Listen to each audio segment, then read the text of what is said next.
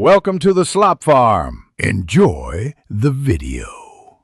In this video, I will explain how to use DaVinci Resolve for TikTok. First, open DaVinci Resolve and create a new project.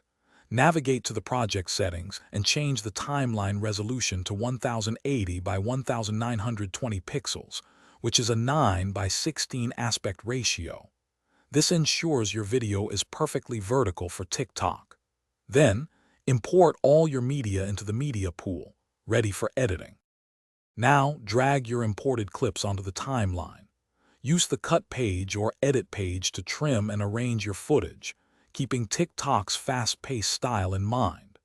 Experiment with quick cuts and transitions to maintain viewer interest. You can also add simple text overlays or basic visual effects from the effects library to make your content more engaging and informative for your audience. Next, let's refine your audio and visuals. Head to the Fairlight page to adjust audio levels, ensuring your dialogue is clear and any background music is balanced. You can also add sound effects here. Then, switch to the color page. Start with basic color correction to balance exposure and white balance.